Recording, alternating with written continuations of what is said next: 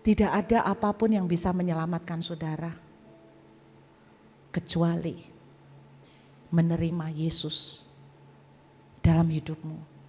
Dia lewat Yesus Barabas punya masa depan. Itu pertama kali saya ketemu Tuhan. Lalu dia berbicara, ikutlah aku akan memakai hidupmu. Saya tetap percaya, sekalipun kita melihat tidak ada harapan, sulit, gak gampang, bersama Yesus selalu ada harapan.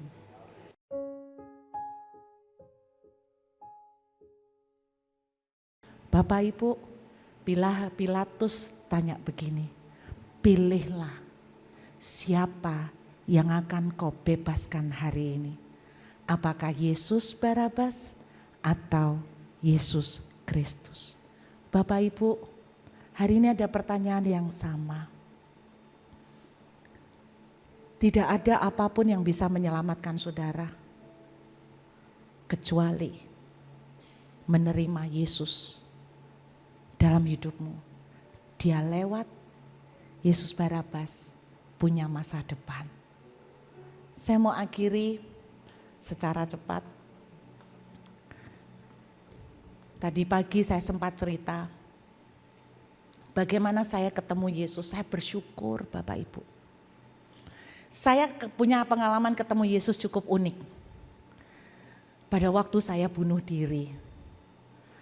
Teman-teman tadi di kantor tanya, Bu Ruth, waktu dengar suara Tuhan di kamar itu audible apa di dalam hati?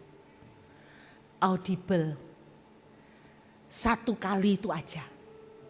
Sampai hari ini saya gak pernah dengar audible. Masa harus bunuh diri lagi supaya dengar audible? Gak lucu. Saya itu bunuh diri karena saya merasa saya gak punya masa depan. Orang tua saya cerai, saya baru diputus pacar. Saya pikir orang tua saya cerai, gak ada yang cinta sama saya, ketemu pacar, oh berarti ada yang masih care sama saya. Ternyata pacaran pertama, loh kok pertama Bu, berapa kali pacaran? Gini-gini lumayan Bu. Gini-gini boleh lah Pak. Ya enggak tahu kok ya dapet aja, mungkin kehipnotis ya apa. Tapi pacar saya yang terakhir yang luar biasa ini. Kalau suami saya enggak pernah pacaran. Jadi dia dapat saya pertama dan terakhir. Saya yang dapat dia pertama dan terakhir. Tapi saya hoki dapat dia enggak pernah pacaran. Dia yang dapat saya agak rugi. Karena saya sudah pacaran 5 kali. 5 kali itu di Alkitab angka anugerah Bapak Ibu. Angka kasih karunia. Jadi saya pikir waktu ada orang cowok mau nembak saya pikir oh saya masih punya harapan hidup saya ada yang cinta sama saya. Saya enggak pakai lama Bapak Ibu, saya enggak nunggu dia nembak sampai tuntas, saya yang nembak cepetan. Karena waktu itu saya masih ingat saya susah dapat jodoh dan ketika dia mulai datang mau PDKT, bukan PDKT mau nembak, saya tahu gelagatnya kan kalau cowok mau nembak itu kan gini, rata-rata kalau ngomong itu muter-muter dulu kan. Aku mau ngomong, saya enggak nunggu selesai, kelamaan. Saya langsung jawab, aku pun punya perasaan yang sama. Anda enggak tahu desperate-nya orang sudah laku-laku Bapak Ibu, Anda enggak tahu desperate-nya. Jadi saya bisa mengerti mama-mama berdoa minta anaknya dapat jodoh sampai umur 45. Saya tahu desperate-nya seperti apa Pak. Jadi saya sikat. Belakangan baru tahu ternyata dia mau pacaran sama saya itu karena bertaruh dengan teman-temannya. Karena saya itu makhluk antik, jadi mereka bertaruh di antara gengnya. Ayo siapa yang tahan mau jalan sama anak ini? Kuat apa enggak? Karena saya antik, diem. Saya dijuluki patung lilin di SMP. Putih, kayak orang tapi enggak hidup sepertinya gitu loh. Pacaran. Saya sampai bilang begini, siapa yang mau sama saya? Aku akan memberikan segalanya. Ternyata diputus saya. Dan saat putus itu saya tidak kuat. Orang tua ninggalkan saya, pacar ninggalkan saya. Saya ambil cara memotong urat nadi. Karena pada zaman itu trennya orang bunuh diri minum Baygon. Tapi saya baca di koran, semua yang bunuh diri minum Baygon Pak, pasti berbusa dan kejang-kejang. Saya takut berbusa dan kejang-kejang. Ternyata orang mau bunuh diri pun juga milih loh ya, cara yang paling enak. Kalau bergeser berapa tahun kemudian kan tren bunuh dirinya lain, lompat dari gedung kan. Yang sekarang musim kan lompat dari gedung. Yang nusuk pisau gini jarang Pak.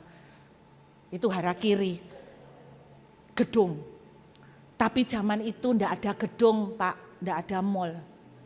Kalau saya lompat dari rumah saya di kampung, Surabaya tapi kampung, itu pendek Pak. Jadi kalau terjun, saya tahu pasti ndak akan mati. Putus iya, cacat, Saya mikir, kalau ndak jadi mati, plus cacat, tambah amsyong, sudah jelek, ndak punya harapan, tambah cacat, penderitaan berdobel-dobel, nggak jadi. Saya milih cara yang menurut TV kelihatannya enak, potong urat nadi.